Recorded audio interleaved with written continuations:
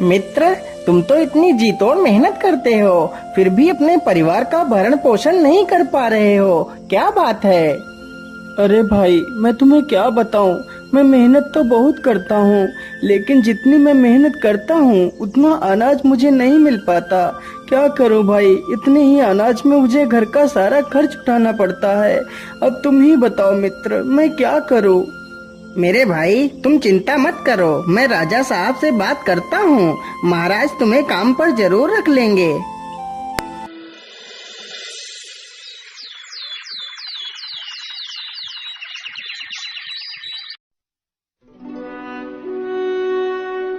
अगले ही दिन पन्ना लाल राजा से बात करता है। महाराज, वह बहुत ही ईमानदार है। वह हमारे साथ मिलकर इस बगीचे को और भी हरा भरा बना देगा। ठीक है पन्ना लाल, तुम कल ही अपने मित्र को अपने साथ लेकर आना। अगले ही दिन पन्ना लाल हीरा लाल को भी अपने साथ ले जाता है।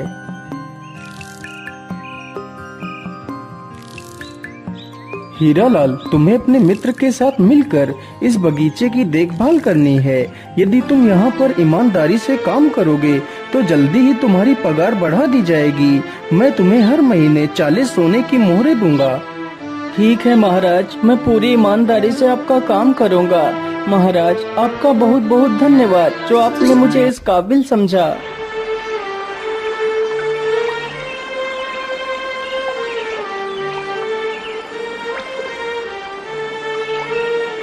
अगले ही दिन से हीरा लाल अपने मित्र पन्ना लाल के साथ काम करने लगता है। इसी प्रकार कई दिन गुजर जाते हैं।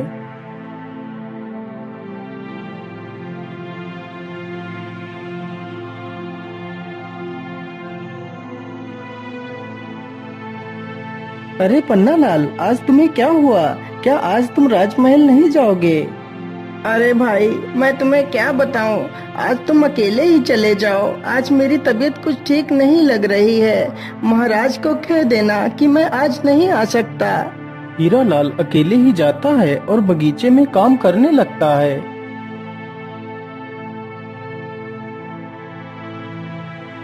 अरे हीरा लाल, आज तुम अकेले ही बगीचे में काम कर रहे हो। आज पन्ना लाल नहीं आया, क्या बात है?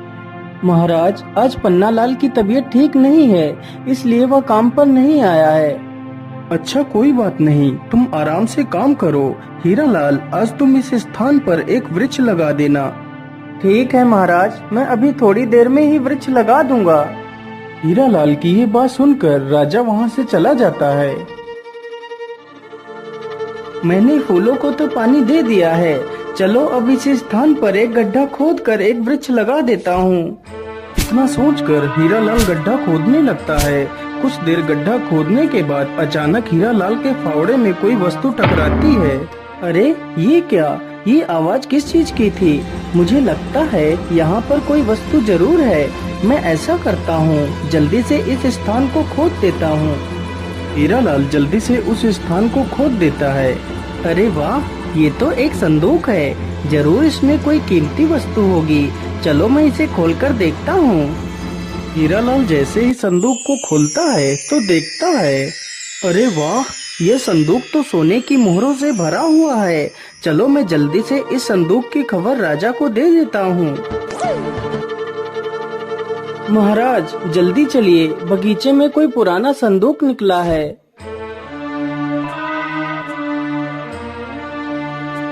अरे वाह हीरा लाल, यह संदूक तो मेरे पुरखों का है। इस संदूक को तो मैं कितने वर्षों से ढूंढ रहा था, लेकिन मुझे यह संदूक नहीं मिला और आज तुमने इस संदूक को ढूंढ लिया। मैं तुमसे बहुत प्रसन्न हुआ। आज तुमने अपनी ईमानदारी का खरा सबूत दिया है हीरा लाल, इसलिए मैं तुम्हें कुछ इनाम देना चाहता हूँ। मांगो हीरा लाल, तुम्हें क्या इनाम चाहिए? महाराज, ईश्वर की कृपा से मुझे और मेरे परिवार को 2 वक्त का खाना तो मिल ही जाता है। मैं जितना भी कमाता हूँ उतने में ही खुश हूँ। और महाराज, यह खजाना तो आपके पूर्वजों का ही था, इसलिए इस खजाने पर तो सिर्फ आपका ही अधिकार है। अरे वाह हीरा लाल, तुम तो वास्तव में एक महान इंसान हो, जिसे दुनिया की मोह माया से कोई वास्ता नहीं। मैं तुमसे बहुत प्रभावित हुआ हीरा लाल। आज मैं तुम्हें अपना मंत्री घोषित करता हूँ।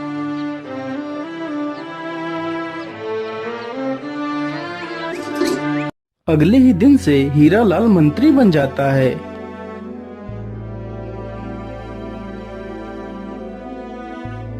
अरे सैनिक भाई, आज मेरा मित्र हीरालाल काम पर नहीं आया, क्या बात है? अरे पन्नालाल भाई, अब हीरालाल माली नहीं रहा, अब वह इस राज्य का मंत्री बन गया है। महाराज ने हीरालाल को मंत्री बना दिया है। क्या मेरा मित्र मंत्री बन गया है? अरे वाह, इससे ज्यादा खुशी की बात मेरे लिए और क्या हो सकती है। सैनिक भाई, मैं अभी अपने मित्र से मिलकर आता हूँ।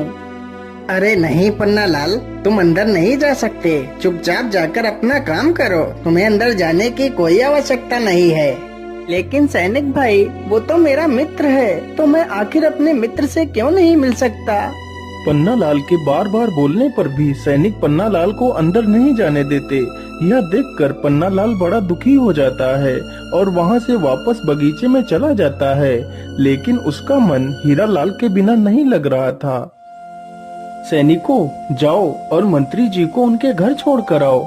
राजा का आदेश होते ही सैनिक हीरालाल को रथ पर बिठा लेते हैं। तभी उसका मित्र पन्नालाल आ जाता है। अरे भाई, तुम तो मंत्री बन गए हो, तुम्हें मंत्री बनने पर मेरी तरफ से ढेर सारी शुभकामनाएं। मित्र, यदि तुम बुरा ना मानो तो मैं भी तुम्हारे साथ ही चलना चाहता हूँ। नहीं पन्नालाल, आप मंत्री जी के साथ नहीं जा सकते, यह रथ सिर्फ महाराज और मंत्री के लिए है, इस रथ पर तुम नहीं बैठ सकते। ये बात सुनकर पन्नालाल और भी ज्यादा दुखी हो जाता है। पन्नालाल को दुखी देखकर हीरालाल भी दुखी हो जाता है। सैनिक तुरंत ही हीरालाल को वहाँ से लेकर चले जाते हैं।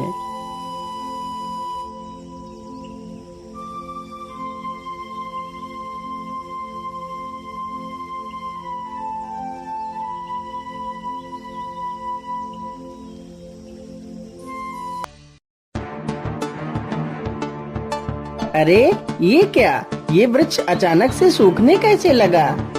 देखते ही देखते पूरा वृक्ष कुछ ही पलों में सूख जाता है। ये देखकर पन्नालाल काफी ज्यादा परेशान हो जाता है। अरे ये क्या, ये तो सारा पेड़ सूख गया। महाराज को तो यह बगीचा अत्यंत प्रिय है, यदि बगीचे में कुछ हो गया तो महाराज मुझे नौकरी से भी निकाल देंगे। मुझे जल्दी से चलकर महाराज को सारी बात बता देनी चाहिए। पन्नालाल तुरंत ही राजा के पास जाता है और सारी कहानी सुना देता है।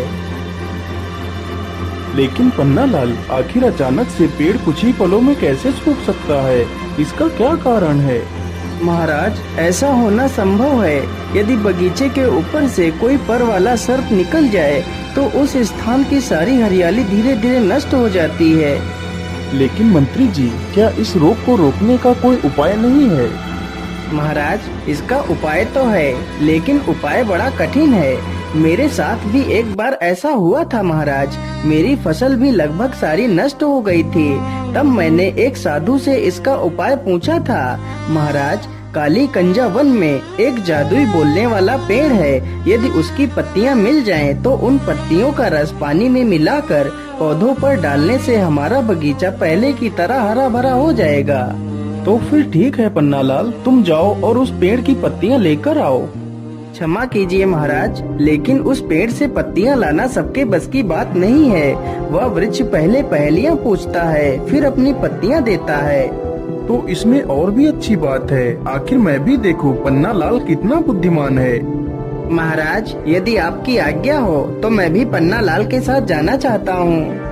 नहीं मंत्री जी, यह छोटे मोटे कार्य तो हमारे नौकर भी कर सकते हैं, तुम्हें वहाँ जाने की कोई आवश्यकता नहीं।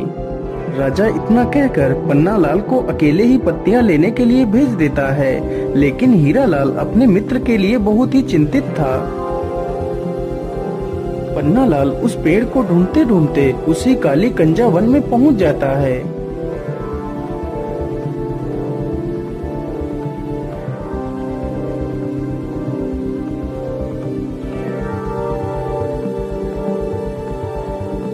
क्या करूं, कैसे पता करूं, आखिर वह जादुई पेड़ कौन सा है? मैं ऐसा करता हूं, इसी स्थान पर जोर जोर से आवाज लगाता हूं। यदि यहाँ पर कोई जादुई पेड़ होगा तो वह जरूर बोलेगा।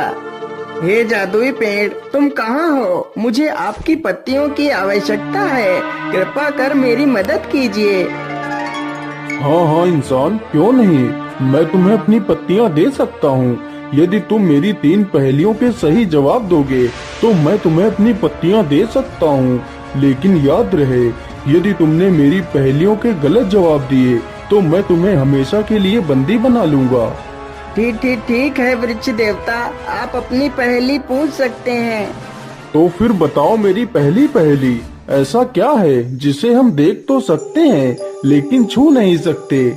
पन्नालाल पहेली सुनकर डर जाता है क्योंकि उसे उस पहेली का जवाब नहीं पता था। मुझे लगता है तुम्हें मेरी पहेली का जवाब नहीं पता है। चलो मेरी दूसरी पहेली सुनो।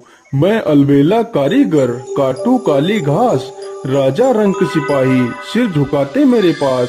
तथा मेरी तीसरी पहेली, खुशबू है पर फूल नहीं, जलती है पर जलन नहीं। लेकिन वृक्ष देवता, मुझे तो इन तीनों पहेलियों का जवाब नहीं पता है। अरे इंसान, तुमने तो मेरी एक भी पहेली का जवाब नहीं दिया, इसलिए मैं तुम्हें पत्तियां नहीं दे सकता और वादे के अनुसार तुम्हें बंदी बनाना पड़ेगा। इतना कहकर वृक्ष पन्नालाल को बंदी बना लेता है। उधर पन्नालाल का मित्र हीरालाल पन्नालाल से मिलने के लिए तरकीबें सोच रहा था। महाराज, आज मेरा स्वास्थ्य कुछ ठीक नहीं लग रहा, इसलिए आज मैं आराम करना चाहता हूँ महाराज। ठीक है मंत्री जी, आप जाकर आराम कर लीजिए। मंत्री चुपचाप महल के पीछे के दरवाजे से निकल जाता है।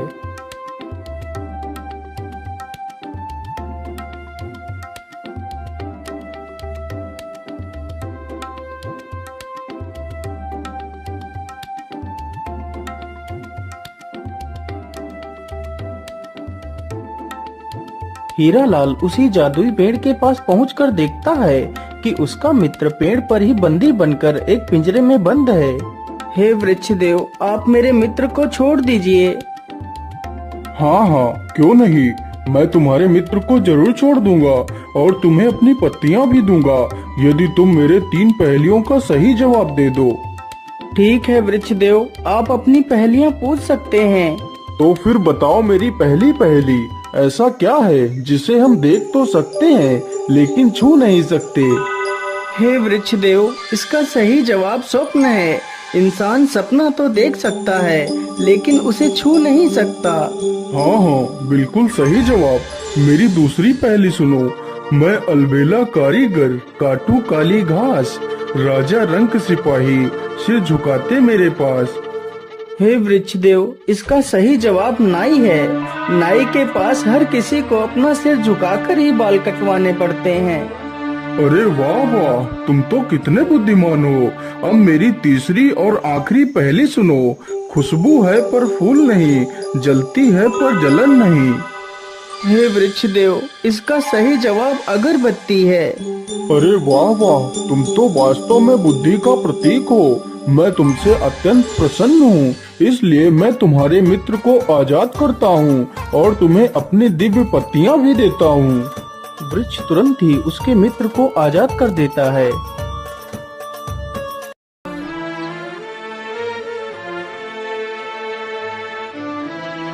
हीरालाल अपने मित्र पन्नालाल को अपने गले से लगा लेता है। मेरे मित्र, मैं मंत्री बनकर तुमसे कितना दूर हो गया। मुझे मंत्री नहीं बनना है। पहले तो हम साथ में ही रहते थे, साथ में ही काम करते थे, लेकिन अब तो तुमसे मिलना भी मुश्किल हो जाता है। मैं आज ही महाराज को बोल दूंगा कि मुझे मंत्री नहीं बनना है, मैं माली बनकर ही खुश हूँ।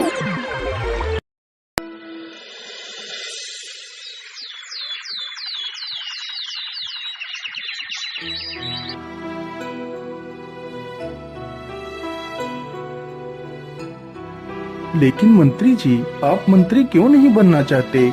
इस पद के लिए तो लोग पागल हो जाते हैं, लेकिन तुम ऐसा क्यों करना चाहते हो? महाराज, मैं मंत्री बनकर अपने मित्र को खोना नहीं चाहता। यदि मैं आज उस वृक्ष के पास नहीं जाता तो मेरा मित्र वापस लौटकर कभी नहीं आ पाता। मैं मंत्री बनकर अपने मित्र से पूरी तरह अलग हो चुका हूँ। अब मैं अपने मित्र को नहीं खोना चाहता, इसलिए मैं मंत्री नहीं बनना चाहता महाराज। मुझे एक माली बनकर ही रहना है। हीरालाल की ये सारी बातें सुनकर राजा भी भावुक हो जाता है। वाह हीरालाल वाह, तुम तो नाम के ही नहीं बल्कि सच में एक हीरे हो। मैं तुम्हारी मित्रता को प्रणाम करता हूँ। आज से तुम हमेशा अपने मित्र के साथ ही रहोगे। इस प्रकार हीरालाल और पन्नालाल फिर से दोनों साथ में ही काम करने लगते हैं।